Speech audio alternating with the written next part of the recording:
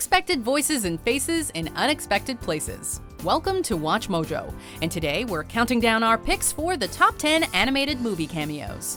For this list, we're looking at little surprise guest appearances in animated films. Whether they're surprise guest stars or blink and you'll miss it background cameos that are just fun to try and spot, such cameos are always a treat.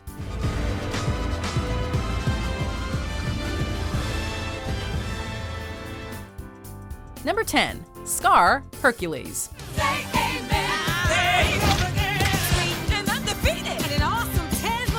During his rise to fame, Hercules faced many destructive beasts. One of these beasts was the Nemean lion. To celebrate his victory, he poses for a painting, wearing the skin of said lion. But if you look closer, that pelt seems awfully familiar, doesn't it? That's right, it's none other than our favorite two-faced feline, Scar from The Lion King. I told you don't move! Remember Zazu's snarky comment about what Mufasa should do with Scar? Looks like after Scar's death, someone at Disney decided to make good use out of his remains. It's a hilarious Easter egg. Plus, it's nice to see that Scar has found a new calling. This stuff doesn't seem to be getting me anywhere. You can't give up now, I'm counting on you. Number 9. Rapunzel and Flynn Rider from Tangled, Frozen. For the first time in forever, For the first time in forever, the doors to the castle are opening for Elsa's coronation, and everyone is going to be there, including two unexpected guests. Please don't freak out. If you look closely when Anna's singing her tune, you'll notice the backs of what look like Rapunzel and Flynn Rider from Tangled. It had seemed that after their wedding, the pair traveled all the way from Corona to celebrate Elsa becoming a queen. Nathan Greno, the co-director of Tangled, was caught off guard by their cameo as well, later receiving confirmation from someone behind the scenes that it really was them.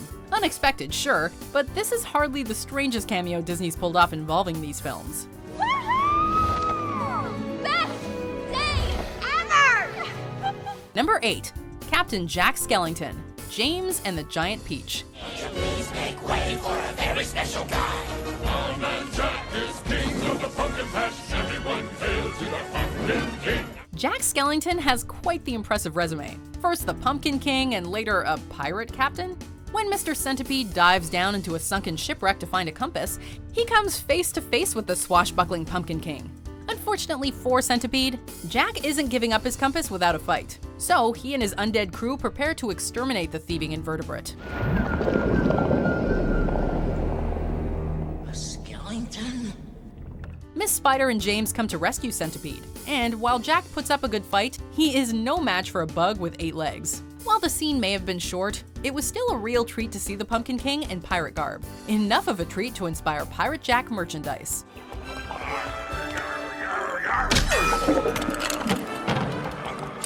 Number 7. Sigourney Weaver, Finding Dory. Hello? I'm Sigourney Weaver. Oh, hi, Sigourney. I need your help. Won't you please join us? Any fish that swims into Morro Bay, California, is greeted with the comforting voice of Sigourney Weaver, welcoming them to the Marine Life Institute. To the fish and various aquatic creatures, she's a friendly presence. But to everyone else, she's simply a recording booming throughout the Institute, sometimes at the most unexpected moments. What lies before you represents the third and final part of the Marine Life mission. In a way, it all fits. Weaver's had experience narrating nature documentaries and has worked with Pixar before in WALL-E.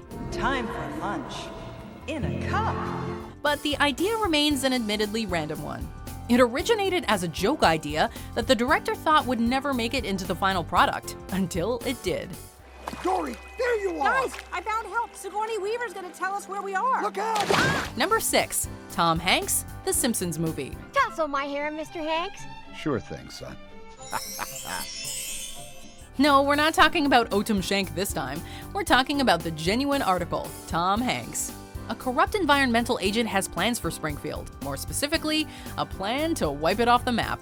He produces a commercial revealing his plan to blow it up and turn it into a second Grand Canyon. And Tom Hanks himself is the whimsical narrator for the ad. That's where Springfield is. It's nowhere near where anything is or ever was. What makes this particular cameo so hilarious is that given Tom Hanks' reputation as the nicest guy in Hollywood, no one would expect him to go along with something this crooked. Then again, maybe that's what makes him the perfect fit. You can get away with almost anything if you have the right endorsement. This is Tom Hanks saying if you're going to pick a government to trust, why not this one? Number 5. Meatloaf as Meatloaf. Sausage Party.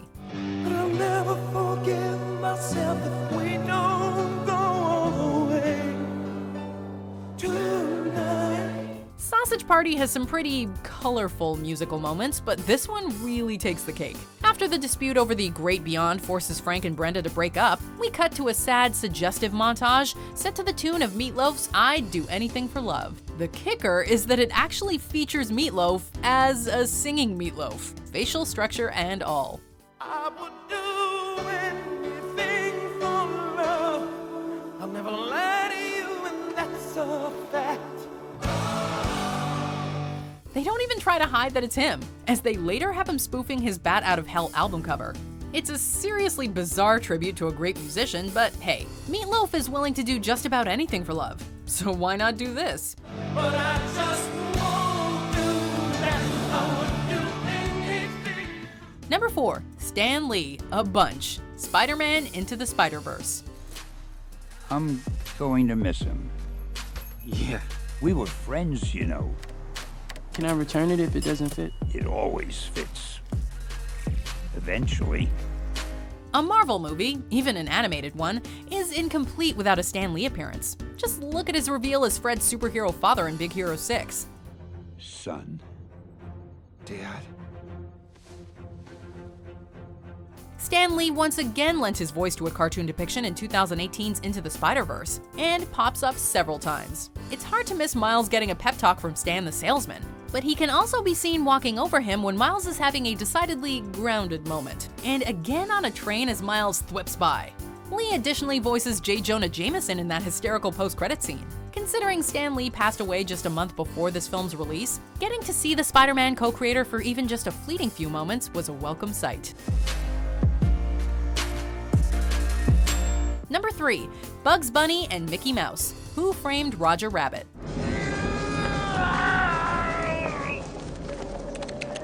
Me. What's up, Doc? Mickey Mouse has a history of finding his way into Disney movies, be it in the form of his silhouette in the background or sneaking his way into a song.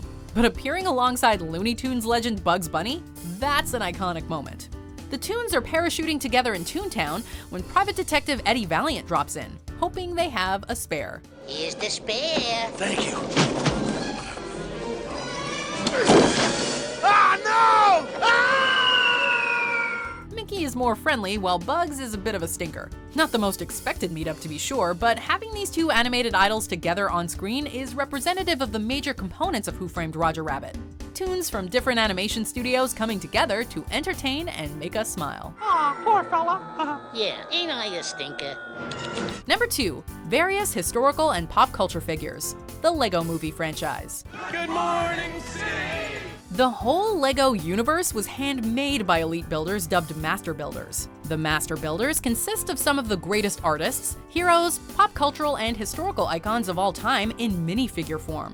These include, but are not limited to, Batman, the Justice League, William Shakespeare, Abe Lincoln, the Statue of Liberty, Shaquille O'Neal, voiced by himself.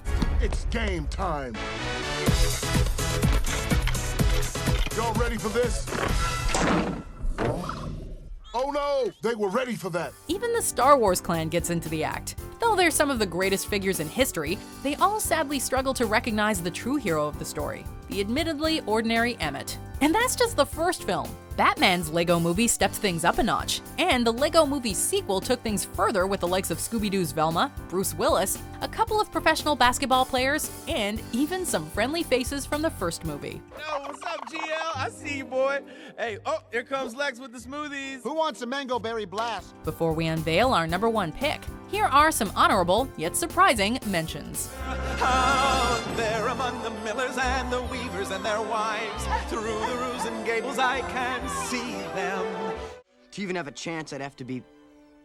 Hey, can you make me a prince? Oh, let's see. Chicken a la king? No. Yeah, that's king crab. I hate it when they do that. Caesar salad. At du brute? Nope. Not quite at the end yet. Almost there though. Just be sure to subscribe to our channel and ring the bell to be notified about our latest videos. Alright, back to business. Number 1. Video game and Disney properties galore. The Wreck-It Ralph franchise. Mushroom? No. What is this? No. Oh, come on, Zangief. Gross. 2012's Wreck-It Ralph knocked it out of the park with exciting, entertaining storytelling and enough video game references to make a superfan's head spin. We were treated to the crossover to end all crossovers, at least we thought, in the Bad Anon support group sequence. You want Clyde the Pac-Man ghost, Sonic the Hedgehog's Dr. Robotnik, Super Mario Bros. Bowser, Street Fighter's Zangief and M. Bison? Yep, all there. Now let's close out with the bad guy affirmation.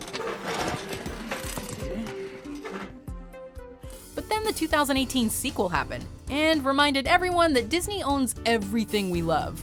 At the Oh My Disney Pavilion on the internet, you can spot Iron Man, Buzz Lightyear, Kermit, R2-D2, and even super niche characters like Humphrey the Bear and the Ranger. That's not even counting those epic Disney princess scenes. Oh, right, and a Stan Lee cameo. Seriously, watch this movie at half speed. Sorry, mister. Do you agree with our picks? Check out this other recent clip from WatchMojo, and be sure to subscribe and ring the bell to be notified about our latest videos.